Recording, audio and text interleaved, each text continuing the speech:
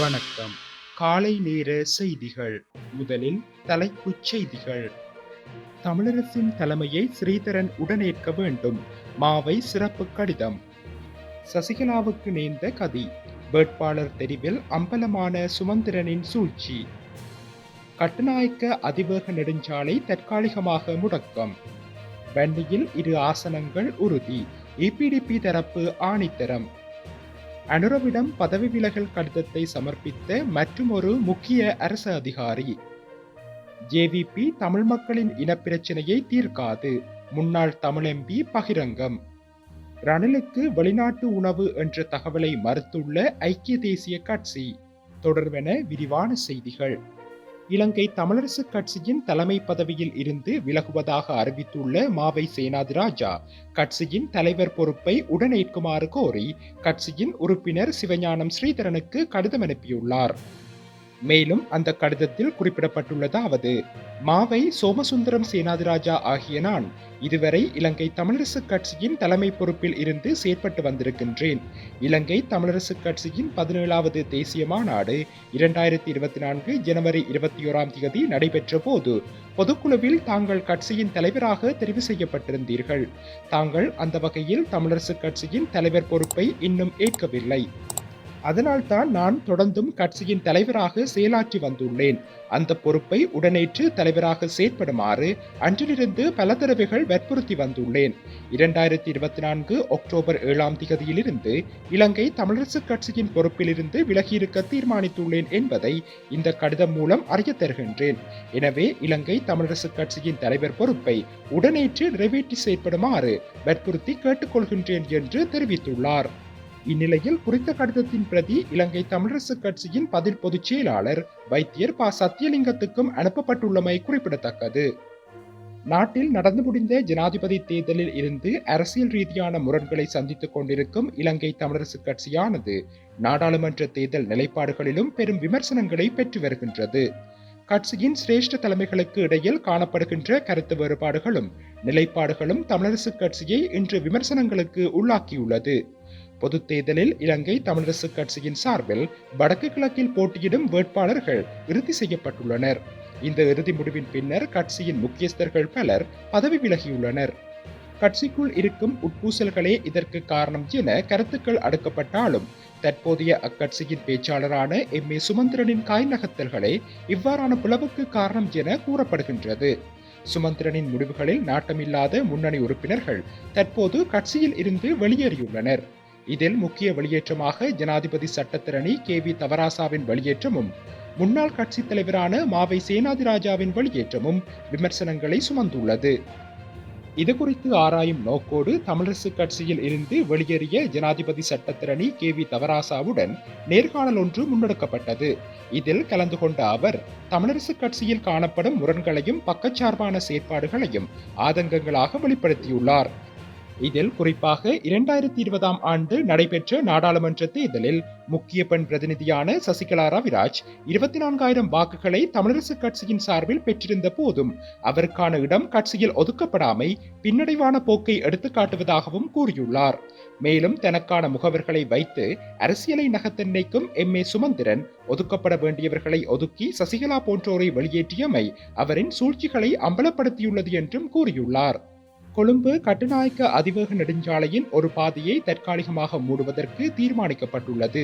பராமரிப்பு பணிகள் காரணமாக இந்த முடிவு எடுக்கப்பட்டுள்ளதாகவும் ஓரிரு நாட்களில் அவ்வப்போது அது குறித்த நடவடிக்கைகள் மேற்கொள்ளப்படும் என்றும் கூறப்படுகின்றது. இந்நிலையில் இது தொடர்பான பராமரிப்பு பணிகள் இந்த மாதம் முழுவதும் நடைபெறும் என்றும் குறிப்பிடப்பட்டுள்ளது. இதன் காரணமாக கட்டுநாயக்க அதிவேக நெடுஞ்சாலையின் ஒரு பாதை மாத்திரம் திறக்கப்பட உள்ளதாக தெரிவிக்கப்படுகின்றது. அதன்படி குறித்த வீதியை பயன்படுத்தும் மக்களுக்கு இது குறித்து அறிவுறுத்தப்பட்டுள்ளது. வன்னி தேர்தல் தொகுதியில் 2 ஆசனங்களையும் யாழ் தேர்தல் தொகுதியில் 3 ஆசனங்களையும் கைப்பற்றுவோம் என EPDP சார்பில் வேட்புமனு தாக்கல் செய்த முன்னாள் பாராளுமன்ற உறுப்பினர் கூத்லீபன் குறிப்பிட்டுள்ளார். வன்னி தேர்தல் தொகுதிக்கான வேட்புமனுவை நேற்று வவுனியா தெரிவத்தாட்சி அதிகாரி அலுவலகத்தில் தாக்கல் செய்ததன் பின்னர் ஊடகங்களுக்கு கருத்து தெரிவிக்கும் போதே அவர் இவ்வாறு கூறியுள்ளார். மேலும் அவர் கருத்து தெரிவிக்கையில், EPDP மக்கள் மத்தியில் அமோக வரவேற்பை பெற்றிருக்கின்றது. எமக்கு தொலைபேசியிலும் நேரிலும் மக்கள் வாழ்த்துக்களை தெரிவித்த வண்ணம் இருக்கின்றார்கள். நாம் பல அபிவிருத்தி திட்டங்களை இந்த பிரதேசங்களில் மேற்கொண்டுள்ளோம். அதன் பிரதிபலிப்பாக எமக்கு 2 ஆசனங்கள் இம்முறை வன்னி தேர்தல் தொகுதியில் கிடைக்கும். அதேபோல் யாழ் தேர்தல் தொகுதியில் 3 ஆசனங்களை நாங்கள் கைப்பற்றுவோம். இதன் மூலமாக மக்களுக்கான அபிவிருத்தியை முன்னெடுப்போம் என்று தெரிவித்துள்ளார். இந்த நிலையில் இபிடிபி கட்சியின் வன்னி தேர்தல் மாவட்டத்தில் முதன்மை வேட்பாளராக முன்னாள் நாடாளுமன்ற உறுப்பினர் குலசிங்கம் திலீபன் நியமிக்கப்பட்டுள்ளார். அத்துடன் ஈழ மக்கள் ஜனநாயக கட்சி 9 மாவட்டங்களில் போட்டியிட உள்ளதாக கட்சியின் செயலாளர் நாயகம் டக்ளஸ் தேவானந்தா அறிவித்துள்ளமை குறிப்பிடத்தக்கது. இலங்கையின் லஞ்ச ஊழல் ஆணைக்குழுவின் பணிப்பாளர் நாயகம் கனிஷ்க விஜயரத்ன தனது பதவியில் இருந்து விலகியுள்ளார். அவர் தனது பதவி விலகல் கடிதத்தை நேற்று ஜனாதிபதி அன்ருகுமார் திசாநாயக்கவிடம் கையளித்துள்ளார். லஞ்ச ஊழல் ஆணைக்குழுவின் பணிப்பாளர் நாயகம் கனிஷ்க விஜயரத்னவின் நியமனம் தொடர்பில் உயர் நீதிமன்றத்தில் அடிப்படை உரிமை மீறல் மனுக்கள் சமர்ப்பிக்கப்பட்டுள்ள நிலையிலேயே அவர் தனது பதவி விலகல் கடிதத்தை சமர்ப்பித்துள்ளார். இதன்போது பிரிதி பத்மசூரசேன, குமுதுனி விக்ரமசிங்க மற்றும் ஜனக்டி சில்வா ஆகிய மூவரடங்கிய உச்சநீதிமன்ற நீதிபதிகள் குழாம் முன்னிலையில் மேற்படி மனுக்கள் விசாரணைக்கு எடுத்துக் கொள்ளப்பட்டுள்ளது. அத்துடன் டிரான்ஸ்பரன்சி இன்டர்நேஷனல் ஸ்ரீலங்கா, சமூக ஆர்வலர் விதுர ரெலபனாவ மற்றும் ஊடகவியலாளர் ருவானி பொன்சேகா ஆகியோரால் இந்த மனுக்கள் சமர்ப்பிக்கப்பட்டுள்ளன. லஞ்ச ஊழல் ஆணைக்குழுவின் பணிப்பாளர் நாயகமாக விஜயரத்னவை நியமிப்பதற்கு அரசியலமைப்பு பேரவையின் பரிந்துரையின் பேரில் அப்போதைய ஜனாதிபதி எடுத்த தீர்மானம் சட்டத்திற்கு முரணானது எனவும் மேற்படி தீர்மானத்தை செல்லுபடியற்றதாக உத்தரவு பிறப்பிக்குமாறும் கோரியே இந்த மனுக்கள் சமர்ப்பிக்கப்பட்டிருந்தன. ஜேவிபி தமிழ் மக்களின் இனப்பிரச்சனையை தீர்க்கின்ற அல்லது தீர்த்துவிடும் என்கின்ற நம்பிக்கை தனக்கில்லை என டெலோ தலைவரும் வன்னி மாவட்ட நாடாளுமன்ற உறுப்பினருமான செல்வம் அடைக்கலநாதன் தெரிவித்துள்ளார். மன்னாரில் நேற்று மதியம் இடம்பெற்ற ஊடக சந்திப்பின் போதே அவர் இவ்வாறு குறிப்பிட்டுள்ளார். அவர் மேலும் தெரிவிக்கையில், தமிழ் தேசிய கூட்டமைப்பு சார்பாக சங்கு சின்னத்தில் நாங்கள் போட்டியிடுகின்றோம். வடக்கு கிழக்கில் உள்ள அனைத்து மாவட்டங்களிலும் வேட்பாளர்களை நாங்கள் தெரிவு செய்துள்ளோம். அம்பாறை மற்றும் திருகோணமலை பிரதேசங்களில் தமிழரசு கட்சியுடன் இணைந்து போட்டியிடுவதற்கான ஒப்புதலை வழங்கியுள்ளோம். தென்பகுதி மக்கள் அங்குள்ள அமைச்சர்கள் மற்றும் நாடாளுமன்ற உறுப்பினர்களின் ஊழலுக்கு எதிராக ஜேவிபி கட்சிக்கு வாக்களித்துள்ளனர். தற்போது ஜேவிபியுடன் இணைந்து போட்டியிடுவதில் எமது இளைஞர்கள் ஆர்வத்துடன் இருக்கின்றனர். ஜேவிபி தமிழ் மக்களின் இனப்பிரச்சனையை தீர்க்கின்ற அல்லது தீர்த்துவிடும் என்ற நம்பிக்கை எனக்கில்லை. அவர்கள் தற்போது தேர்தல் ஆசனங்களை கூடுதலாக கைப்பற்ற வேண்டும் என்று சில நடவடிக்கைகளை எடுக்கின்றனர்.